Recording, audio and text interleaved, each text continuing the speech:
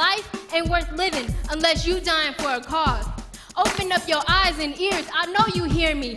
I am the future, y'all cats should fear me, cause as long as my heart continues to pound against my chest, my passion for peace and justice continues to manifest. Blessed to become of my generation. Tomorrow's approaching fast and I'm still asking, what do we do now?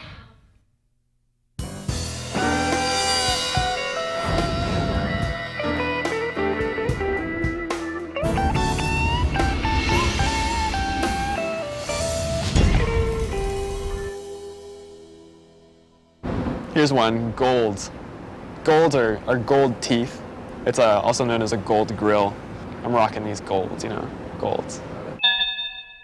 I really just started it because I wanted to make fun of the existing dictionary. Aaron Peckham was a college student who decided that he was going to create a slang dictionary on the internet. Some of these original dictionaries were written to tell people how to think and how to speak.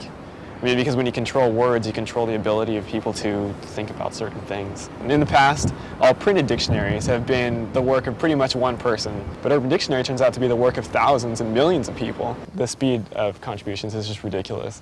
I'm getting over 1,000 new definitions every day, sometimes up to 2,000. I really like doing it this way because it gives the power back to the people and bridge the gap between people who understand and people who don't.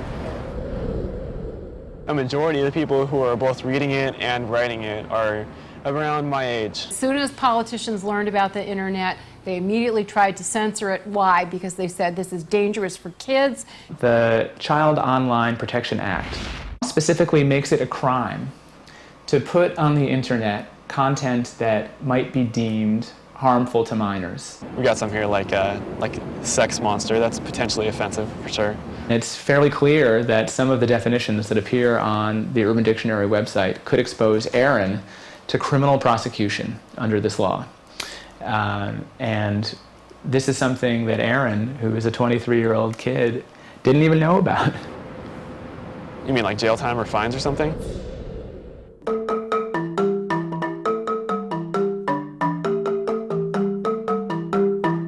30 years ago, the Supreme Court issued a seminal students' rights case in which they held that students do not shed their First Amendment rights at the schoolhouse gate. In that case, it involved students who were protesting the war in Vietnam by wearing black armbands. The school suspended the students because they were violating school rules, and the Supreme Court said, no, this is core political speech, and students have a right to engage in it. As a young person, you have essentially every single right, except until you're 18, the right to vote. You have every single right that an adult has.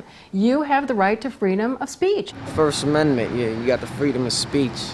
Go ahead, run your mouth, we can talk with slugs, get your pockets dug, and chop that rock to dust, could give a f*** if you talk sh**. That language is his type of music, but like at the dinner table, you know what, we don't expect him to talk like that, and he doesn't.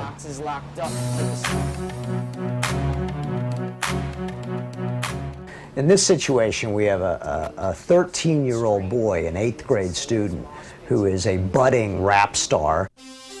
Yeah. It's another one of those, just business. Well, there was a new kid that came to our school, and he said he could rap. And, you know, and there's not a lot of rappers at my school. And he said that he would be better than me, and I was like, nah, you're not. It wasn't like a face-to-face battle, because he said he couldn't freestyle.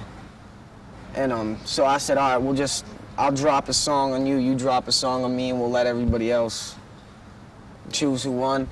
Rappers get together in a public forum, and literally it's a verbal joust with one another. They're posting both sound files as well as the lyrics on the internet. And this no fight nation, yo, you won't say saints. I guess I just dropped my song first, and it got around the school to everybody, and his mom heard it. There was a line, I'll shove the blade and cut your face, so freaking man, I'm gonna waste. And she thought I was gonna stab her kid. And she took it all serious and went to the police. The battleground over the past half-dozen years has been students' rights to speak on the internet. It was a Friday, it was April 22nd. I'll never forget it. And 5th period, I was sitting in science, and they called me down to the office, and they said I was being charged with terrorist threats. You start getting visions of perhaps he was building a nuclear weapon or something in the basement. You know, when someone calls you up with charges like that, the last thing I thought about was his rap music, to tell you the truth.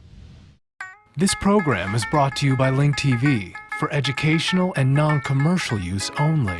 Link TV is the only U.S. network dedicated to global and national news, uncompromising documentaries, and diverse cultural programs.